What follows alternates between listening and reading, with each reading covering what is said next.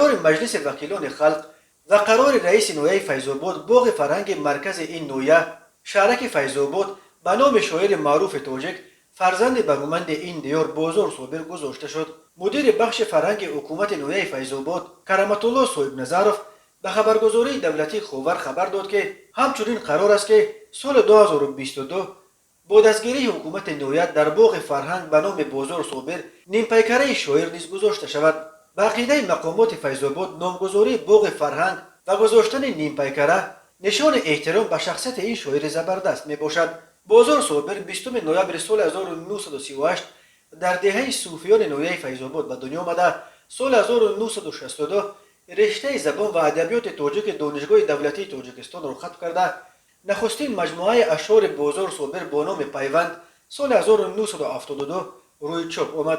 سالهای 70 و 80 نقطه اوج شهرت شعر بازار صابر بود و او با یک سلسله شعرهایش به مثل زبان مادری، دیوار بخارا، از خون سیاوشم، سینا و کتاب‌های چشم سفیدار، با چمیدن با چشیدن، از گلخور تا سیمخور، آفتاب نهال در شعر تاجیک عصر 20 انقلاب برپا کرد. بازار صابر بخصوص در گفتن اشعار وطن دوستانه و همچنین در تصویرهای زیبای طبیعت دیار به ویژه از زادگاهش فیض‌آباد مهارت ناتکرار نشان میداد و او را برحق یکی از تواناترین گویندگان شعر تصویری در ادبیات معاصر تاجیک نام میبرند. بازار صابر سال 1990 از حوزه فیض‌آباد وکیل شورای عالی پارلمان وقت تاجیکستان انتخاب شد و به طور فعالانه به حوادث سیاسی اولهای سالهای 90 پیوست.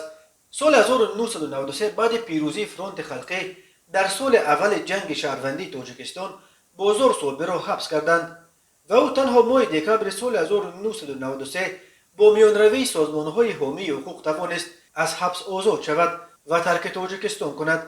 بازار صابر یک مدت در مسکو پناه برده و سپس همراه اهل خانواده‌اش به امریکا پناهنده شد. بازار صابر تا سال 2013 نزدیک 20 سال در شهر سیتل امریکا به سر برد و سال 2013 با دعوت پرزیدنت تاجیکستان امامعلی رحمان به وطن برگشت.